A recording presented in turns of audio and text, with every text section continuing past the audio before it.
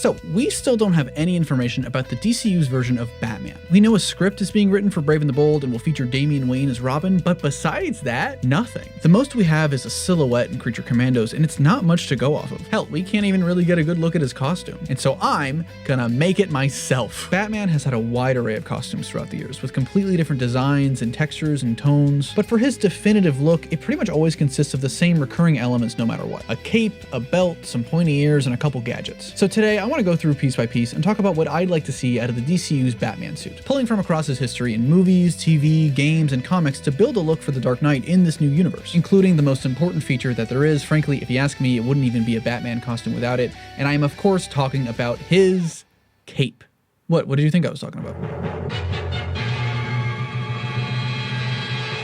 So the first thing we have to do when talking about this is figure out what exactly it is we want out of this version of Batman. Because Batman has had such a huge array of different tones, from dark and realistic to swashbuckling and silly, and I think whatever direction they end up going will have a bit of a say in his design. Also, in comparison to something like Matt Reeves' The Batman and Robert Pattinson, if we are going to have these two Batmen coexisting, I would want them to be radically different in terms of tone. I don't think they're going to go super silly, super like, you know, like Adam West or the Brave and the Bold cartoon with this. I just frankly don't see that happening. But at the very least, I want to see a little bit more of that brightness, a little bit more of that like sort of like swashbucklingness, you know what I'm saying? And that leads us to kind of the first aspect of a Batman costume, and that's the color. For years, Batman had just kind of all black costumes, starting with the Tim Burton movies and the Schumacher movies and then Nolan. It wasn't until Batman v Superman we finally got gray in a movie version of Batman's costume, except for Adam West Batman, which I'm going to talk about Adam West Batman costume a lot because that costume fucking rips. And while he has had some all black costumes in the past, I think the gray bodysuit is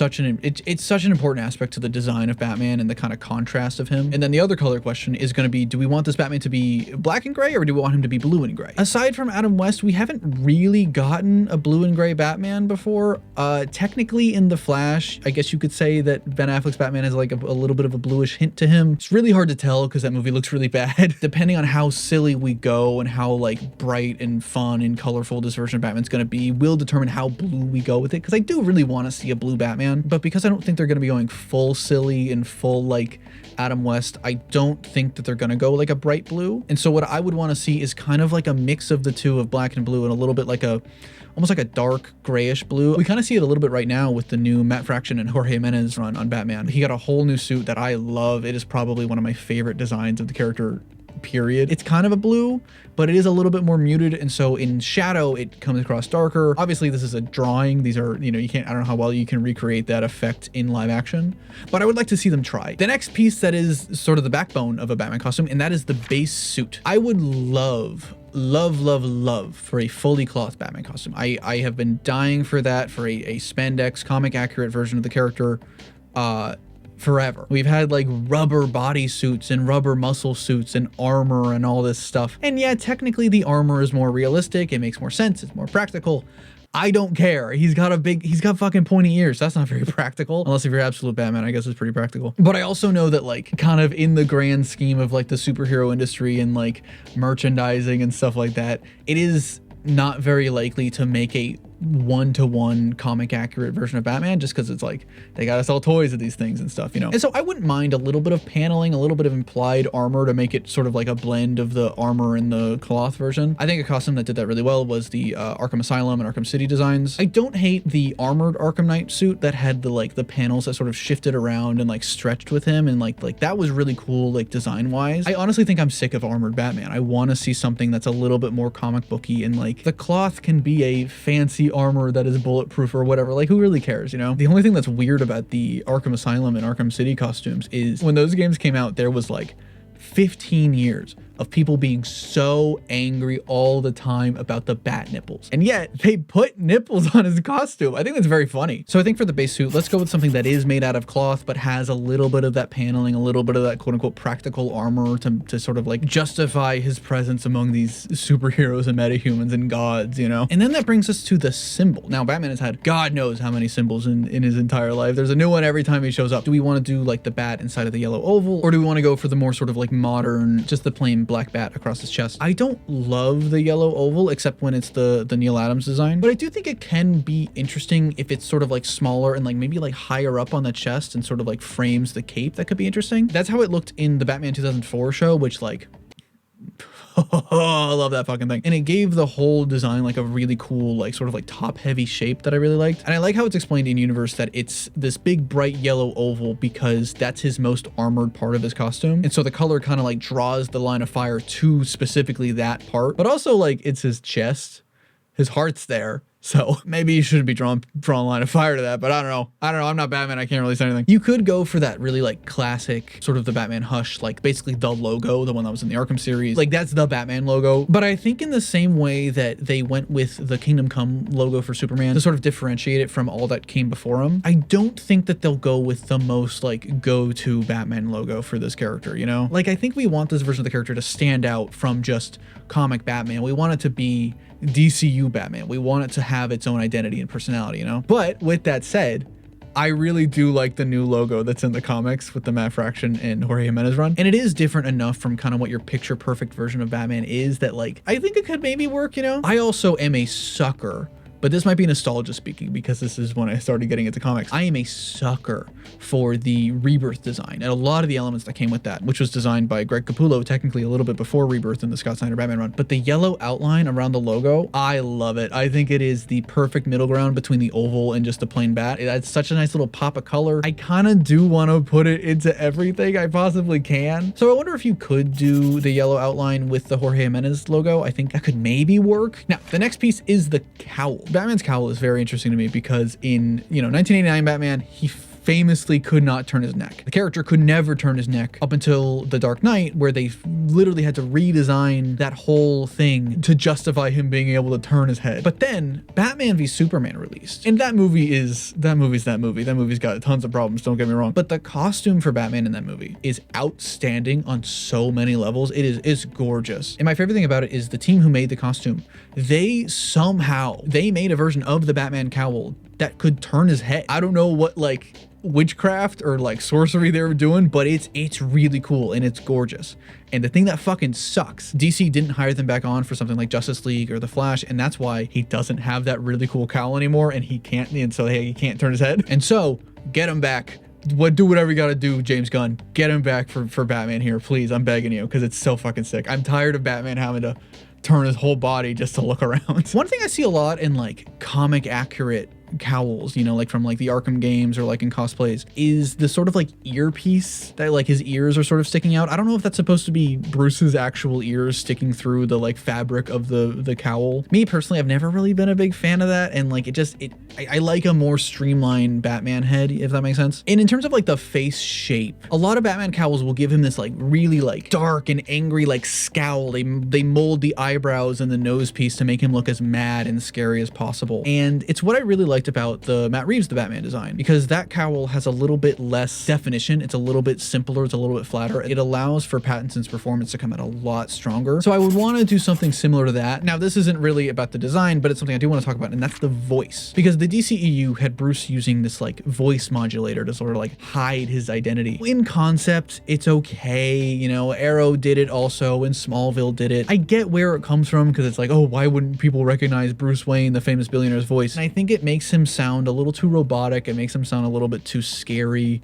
and like you lose a lot of that human element to Batman that makes him special, in my opinion. Like I can't imagine Ben Affleck Batman comforting a child, because he'd probably kill him where he stands, but that's another point altogether. And so for the voice, I would really love to see the actor do what I would call the Kevin Conroy method. Obviously, when he was voicing the philanthropist billionaire Bruce, he had this bright and like performative voice on there that was great. And then when he was Batman in the mask, he was much more intimidating and scary. But I really loved that there was also a middle ground, that there was a version of the character's voice that was his actual human self. Both the masks of philanthropist, billionaire, playboy Bruce Wayne and also Batman were lifted, and he felt human and genuine when he was with his family and his friends. And obviously, that's much more about the actor that they go with, which like that's a whole can of worms that I have a whole other video about. And now, what good is a Batman cowl without his ears? You are?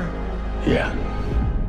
I'm the man. When it comes to comics, I am a sucker for really long bat ears. I love the sort of Tim Sale, really hyper stylized, giant silhouette. But I understand that that's not really feasible in like a live action thing. But I also really don't like when his ears are super short, like in Dark Knight Returns or Ben Affleck Batman or Hush or anything like that. And so I think a middle ground that I really like is how they looked in Arkham Origins. That is always my favorite go-to look for Batman's ears, and specifically his ears. Like, that's it. I just love those ears in that game because they're like thicker and they're longer, but they're not too long, but they're not too short. They feel like substantial. They feel pointy.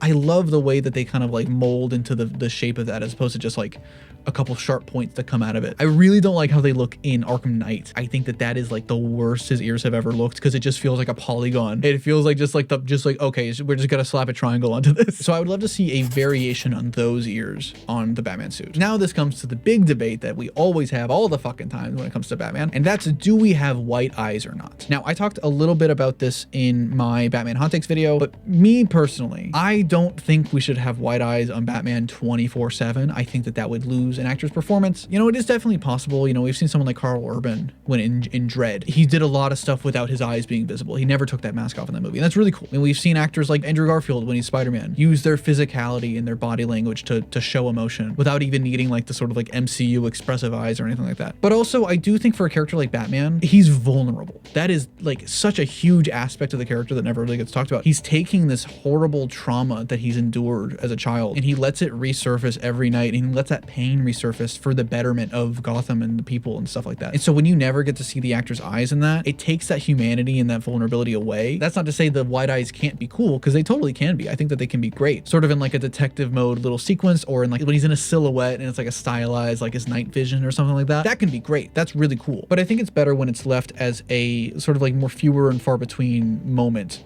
as opposed to white eyes all the time 24/7, you know? If they do white eyes, I would like to see the shape of the eyes a little bit more stylized. All the edits that I always see, the eyes are always like perfectly lined up with, you know, the human eyes and the actor's eyes, as if they're just contact lenses. And I think it'd be really cool if it was more like, like almost like Darwin Cook-esque, I want to say, or like, okay, actually, hey, I know exactly what I'm talking about, but I'm trying to find the words, but I'll just show you. I have this Batman figure. I don't know anything about it. I got it like used at a book off. I love how the eyes look on this. They're like long and like stylized. Honestly, now that I'm looking at this design kind of rips. It'd be really cool if we just did this. So the next piece is his cape. And I honestly think that the cape is genuinely the most important aspect of a Batman design. It can make or break it for me. I love when Batman has a cape that is huge, that is all-encompassing, that is draped over his shoulders, that he can envelop himself in darkness. Like, it happens a lot in the animated stuff, and especially like the Batman 2004. I want it to like pool on the ground and be just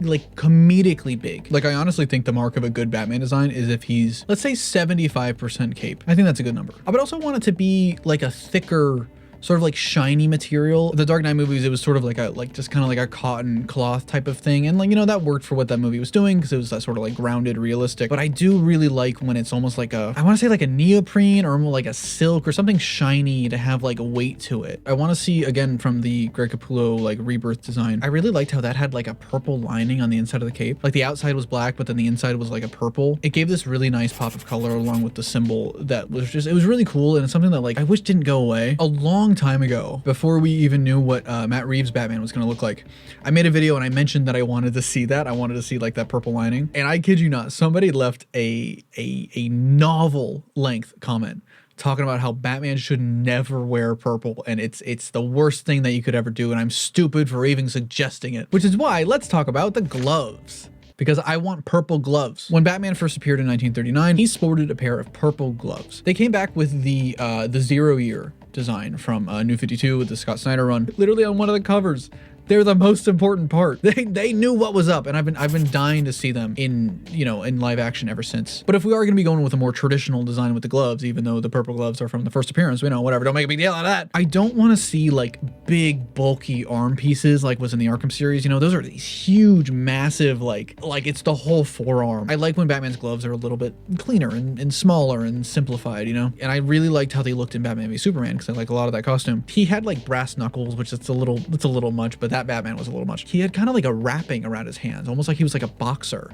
And I think that'd be a really cool homage to something like Absolute Batman. I don't really like when those sort of like arm blades, if you want to call it, I don't know what you call them. I don't like when they're these giant like knives that are sticking out of his hands or whatever. I think that's a little much. It's a little too aggressive. You know what I'm saying? I don't think Batman should be covered in knives. Unless you're Absolute Batman, I guess. Now, when it comes to the boots, I think also similarly, I don't really want to see a big, bulky, heavy, you know, combat boot or anything like that. I like when, this sounds weird, but I like it when superhero boots are like simple. They're not military war veterans or anything. They're not the Punisher. They're pirates, they're swashbucklers, they're adventurers. And I want boots that are kind of reminiscent of that. Ironically, Batman v Superman also had really great boots. I know that goes against everything that I just said about not making Batman like militarized and stuff, but the boots were pretty good in that movie. So now the next thing is the utility belt. There have been like God knows how many designs for the utility belt over the years. Maybe this is just me, but I really like when the utility belt feels like real and feels like it's actually holding things. You know, a lot of Batman belts, they're these like perfect squares that are like perfectly designed to he can fit everything he wants into these little tiny pockets. I like when it's like a real, almost like cloth or leather, genuine belt for holding things. You know, it's how it looks in the Jorge Jimenez Matt Fraction design again. Every pocket feels like it's holding something different. It feels real. But one thing that I love, I really do like, and that's when he has a belt buckle that is also a bat, either just like a big wide bat, sort of like when Dick Grayson was Batman, or I really like the Adam West belt buckle. I think that's really cool. It's just like big chunky logo engraved into it. And I think doing something like that could be a really cool homage, you know, to like the original, if you want to call him that. Because even like the Matt Reeves, the Batman design, it took a lot of inspiration from the Adam West look, like the sort of like nose bridge. Honestly, a lot of stuff in that movie, it takes a lot of inspiration from the Adam West show, like Dory, the housekeeper. She seems very similar to Harriet from the Adam West show. And I really like that. I like when Batman stuff doesn't take the Adam West thing and be like, oh, this is too silly, too campy, we're gonna throw it out. I like when there's a bit of homage. I like when there's like respect paid to it. Because that show is huge. That show is hugely important to the character. I like when they take these elements and these ideas and they say, how can we take this stuff seriously? And I want to see more stuff like that. Taking these sort of like silly things about Batman comics, whether it be like Silver Age or just comics in general, and not writing it off as impossible or too silly or not realistic or not practical or anything like that, you know? Which brings us to, oh, all right, we're gonna do this conversation now, I guess. If you ask me, Batman without his trunks, you know, the underwear over his costume, is not as big of a deal for him as it is for someone like Superman. I think because Superman is, you know, the original superhero and sort of created a lot of the design elements that have, you know, become standard for the genre. Because weirdly, like the first time that DC actually tried to do a Superman design without trunks wasn't until 2011. Whereas with Batman, they've been taking trunks off that guy for fucking forever. And it doesn't feel as much of a like necessity for the character as I would say it is for Superman. But at the same time, I really want him. I really like him. I'm sorry, sue me, whatever. And it goes back to how I feel about a lot of things when it comes to Batman's design, where I don't want the things that are silly and the things that are a little bit more fun to just be thrown out just for the sake of realism or just for the sake of like it's too silly or we can't make this work, you know? Because absolutely you can make it work. And also there was an interesting thing I saw where David Cornsweet pushed for the trunks on the Superman costume because he was saying that Superman's goal is to comfort children and comfort the people that he saves. And if you ask me, it's the same thing when it comes to Batman. Batman's whole purpose, his whole existence, the whole reason that this mantle of Batman even exists in the first place is because a child, one night when he was 8 years old, he was scared. The Bat costume, the mantle and the symbol does not exist just to scare criminals. It also exists to comfort people and comfort victims and make children feel safe. It's why his mouth is completely exposed in his mask. It's why he wears trunks. It's why he wears spandex and silly pointy ears. So yeah, if they don't do trunks, that's fine. I'm not like gonna I'm not gonna throw a fit about it, but I really do I like when he has trunks. I think they're fun. So yeah, this is more or less what I want the DCU Batman to look like. It doesn't have to be one-to-one or anything. There's a ton of other incredible, more talented artists and designers that can cook up something better than I could. And of course, it's gonna depend on the director vision and the tone and the feel that they're going for when it comes to this interpretation of the Dark Knight. But if they stay true to the things that make this character who he is, the reason that we all love him and what makes him so special, I think that the DCU Batman could be something really, oh god, oh my god, oh god, oh why is this happening, god, oh. Sorry guys, I don't think we have a choice anymore. I think we have to merge. But what do you want to see from the design of Batman in the DCU? And what's your favorite underrated Batsuit in anything? If you like this video, be sure to the like button and subscribe. Special thanks to Zigged5296, Janny Lived, Steph or something 9747, Dem Bones, and Morgan Habazin for joining the spectacular tier of my Patreon and channel members. This video was supposed to come out a couple weeks ago, then the whole Paramount merger stuff happened, so I had to make a video about that. But I hope you had a good time. Thank you so much for watching. This is Matroy Boy 17 coming at you live. Be responsible, and I'll see you around.